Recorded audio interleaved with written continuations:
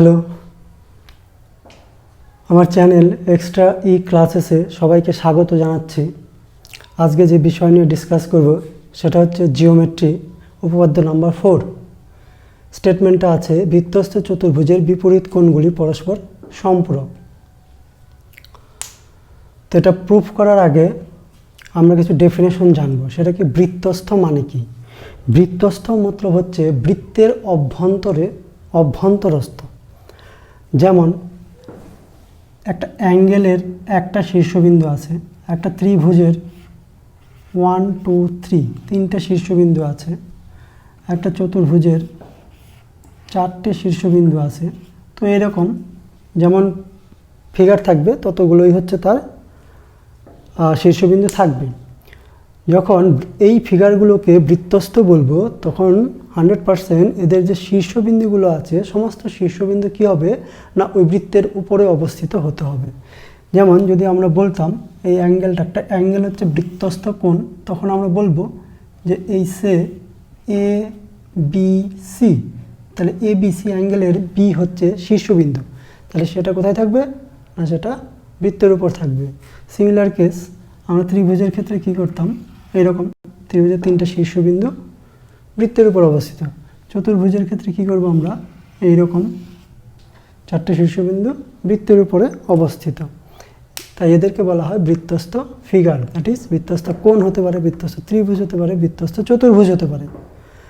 ওকে, এইবার হইল একটা পরস্পর সম্পূরক। সম্পূরক কথার অর্থ হচ্ছে যদি আমরা দুটো অ্যাঙ্গেল এ এবং বি নিই এবং তাদের যোগফল যদি আমরা দুই সমকোণ বা 180 শো করতে পারি, তাহলে আমরা এ আর বিকে বলবো পরস্পরের সম্পূরক কোণ।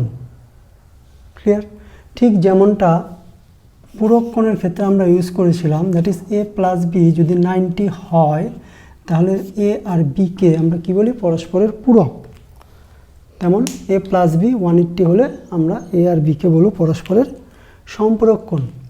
তো যাই হোক, আমরা এবার মূল প্রবলেমে যাচ্ছি। আমরা কোনো উপপাদ্য প্রমাণ করার জন্য 4টে স্টেপ আমাদের দেখাতে হয়। 1 হচ্ছে প্রদত্ত, 2 হচ্ছে প্রামাণ্য, 3 হচ্ছে অঙ্কন এবং 4 হচ্ছে প্রমাণ। তো আমরা প্রদত্ত, ফার্স্ট স্টেপ প্রদত্ততে কি আছে আমরা বলবো ও কেন্দ্র বিশিষ্ট বৃত্তে, দ্যাট ইজ মনে করি ও কেন্দ্র বিশিষ্ট বৃত্তে এ বি সি ডি একটি বৃত্তস্থ চতুর্ভুজ। ফার্স্ট স্টেপ প্রদত্ত।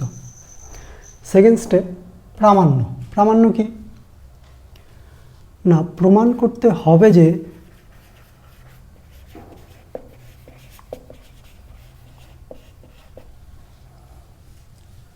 Angle A B C plus angle A D C equals to 2 সমকোণ এবং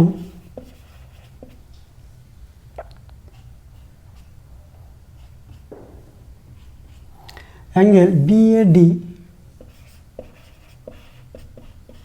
plus angle B C D equals to 2 সমকোণ।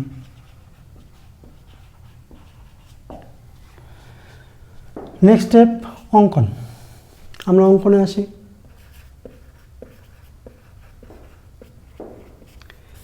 এই অঙ্কন করার আগে আমাদেরকে ভাবতে হবে যে আমরা এখানে যে অ্যাঙ্গেলগুলোকে প্রমাণ করতে চাচ্ছি সেই অ্যাঙ্গেলগুলো অ্যাকচুয়ালি বৃত্তস্থ কোণ। ক্লিয়ার? দিস এরা হচ্ছে বৃত্তস্থ কোণ। তো আমরা এর ঠিক আগের উপপাদ্য একটা দেখেছি, বৃত্তস্থ কোণের সঙ্গে কেন্দ্রস্থ কোণের যে রিলেশন, ও রিলেশনটাকে যদি আমরা ইউজ করতে হয় তাহলে আমরা সেই হিসাবে আমরা অঙ্কন করব ও এ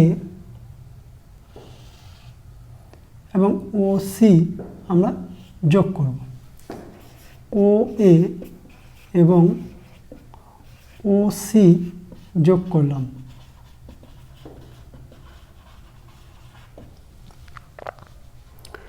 তাহলে সমস্ত বৃত্তস্থ কোণের সঙ্গে একটা কেন্দ্রস্থ কোণের ইন্টারসেকশন হচ্ছে। তো আমরা লাস্ট ওয়ান যে স্টেপ সেটা হচ্ছে প্রমাণ। আমরা প্রমাণ করব। প্রমাণ আমরা কি দেখাবো? আমরা দেখাবো এ বি সি বৃত্তচাপের উপর আমরা কি দেখাবো? এ বি সি বৃত্তচাপের ওপর কেন্দ্রস্থ কোণ কি? এ ও সি।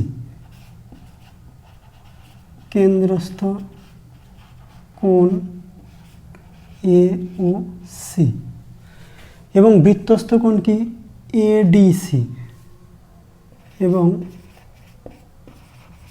বৃত্তস্থ কোণ এ ডি সি। তাহলে আমরা কি বলতে পারি? আমরা বলতে পারি 2 times of ADC angle ADC equals to angle AOC। এটা বলতে পারি কেন্দ্রস্থ কোণ বৃত্তস্থ কোণের দ্বিগুণ। ক্লিয়ার? এটা আমরা পয়েন্টিং করে দিলাম নাম্বার 1। সেকেন্ড কেস আমরা বলতে পারি এডিসি বৃত্তচাপের উপর আবার এডিসি বৃত্তচাপের উপর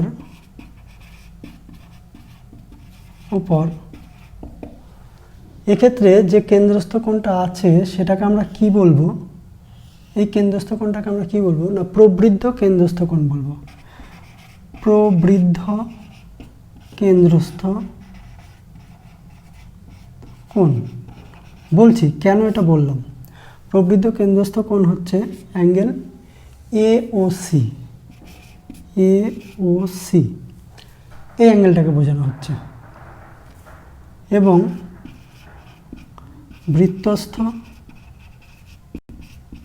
কোণ এবিসি। ক্লিয়ার? সুতরাং আমরা কি বলতে পারি? 2 times of ABC, 2 times of angle ABC equals to আমরা বলতে পারছি প্রবৃদ্ধ কোণ A O C. Only A O C বলতে যেটা বোঝায় সেটা হচ্ছে এটা কেন্দ্রস্থ কোণ, আর প্রবৃদ্ধ যেটাকে বোঝায় সেটা হচ্ছে হলে অপর বিপরীতটা। তো কেন্দ্রস্থ আর হচ্ছে প্রবৃদ্ধর মধ্যে ফারাক হচ্ছে কেন্দ্রস্থ কোণের ক্ষেত্রে কেন্দ্রস্থ কোণ যখন হচ্ছে তখন কেন্দ্রস্থ কোণ মানে লেস দ্যান 180 ডিগ্রি, আর প্রবৃদ্ধ কেন্দ্রস্থ কোণ মানে গ্রেটার দ্যান 180 ডিগ্রি। ক্লিয়ার? কেন্দ্রস্থ কোণ মানে লেস দ্যান 180 ডিগ্রি আর প্রবৃদ্ধ কেন্দ্রস্থ কোণ মানে গ্রেটার দ্যান 180 ডিগ্রি। যাই হোক, এটাকে আমরা কী করলাম? নাম্বার 2 দিলাম। তো আমরা যদি 1 and 2 জয়েন করি তো কী লিখবো আমরা? 1 + 2 করে পাই। কী পাবো? 1 এর left side 2 angle A D C plus 2 এর left side 2 angle A B C angle A O C plus প্রবৃদ্ধ কোণ এওসি। আমরা এখানে কি করলাম? 2 কমন নিচ্ছি। কি আসবে?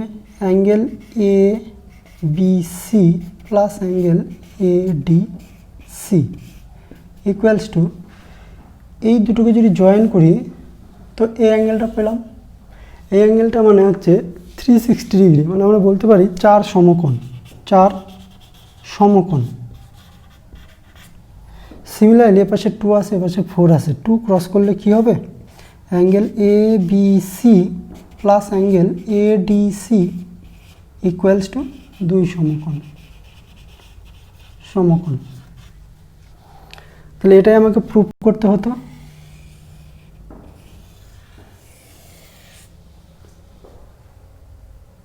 দ্যাট ইজ এটা। নেক্সট ওয়ান যেটা আছে B A D, that is এই অ্যাঙ্গেলটা প্লাস হচ্ছে এই অ্যাঙ্গেলটাও আমাকে দেখাতে হবে 2 সমকোণ। তো এটাকে আমরা একই রকমভাবে করে দেখাতে পারি, কিন্তু প্রবলেম সলভ করার সময় আমরা শুধু একটা লাইন স্টেটমেন্ট লিখে দেব। কি লিখব? আমরা লিখে দেব ও বি এবং ও ডি যোগ করে একই রকমভাবে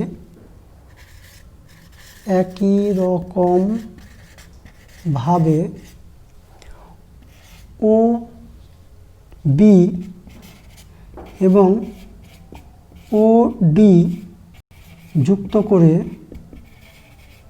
প্রমাণ করতে পারি কি angle B A D plus angle B C D equals to 2 সমকোণ। ইট ইজ প্রমাণিত।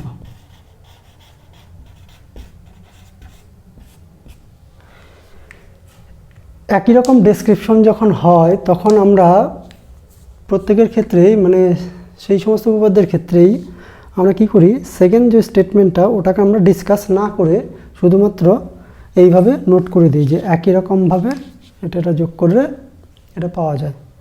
ক্লিয়ার? তো আজকে এই অবধি।